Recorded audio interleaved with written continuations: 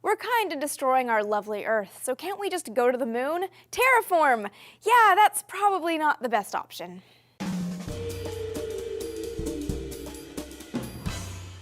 Hey guys, moon-loving Amy with you on D News today. We got a great question on Twitter from @Atul05Kumar. He asked why our moon doesn't have an atmosphere and what would happen if we created one. When we think of a body having an atmosphere, we typically think of one like Earth's, a nice, cozy envelope of life-giving gases at pressures that keep us alive and well. To keep an atmosphere like that, or any atmosphere, a planet needs a few things. It needs to be big enough to have enough gravity to hold on to that atmosphere, and some kind of protection from the solar wind so it doesn't get completely eroded away.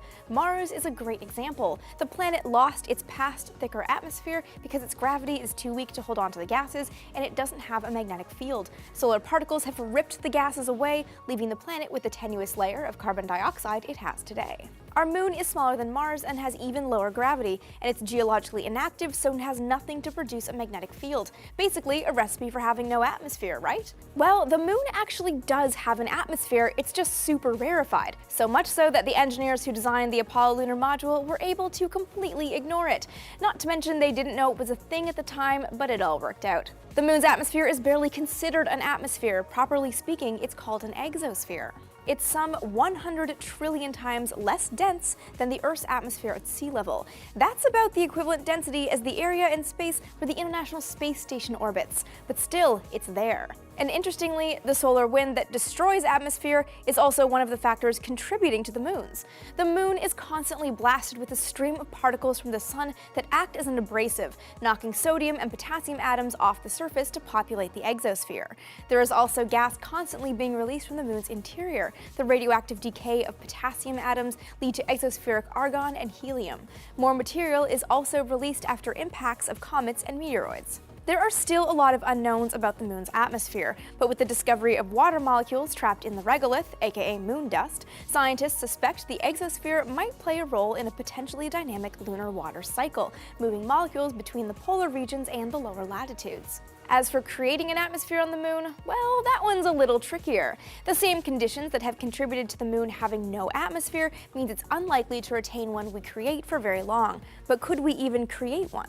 It would be really hard. Terraforming the moon, not just building a colony or a bubble to live in, but changing the moon so it can support human life, would mean adding volatiles like hydrogen, nitrogen, and carbon, and the only place to get those elements in large enough quantities is in the distant regions of the solar system in the form of comets. We'd have to capture these comets and smash them into the moon, allowing the frozen material to sublimate and populate the atmosphere. This would potentially liberate water in the lunar regolith at the same time, yielding natural bodies of water. Ideally, the momentum from these impacts would also get the moon spinning faster, so humans living there could have a more natural day-night cycle. But this is massively complicated and way out of our current technological capabilities, so it's unlikely to be something we'll see anytime soon. And by anytime soon, I mean any century soon. But that doesn't mean there aren't reasons for us to keep researching the moon, because the lessons learned from Apollo, including the first ever indications of what makes up the moon's atmosphere, really taught us that there's a lot more to learn.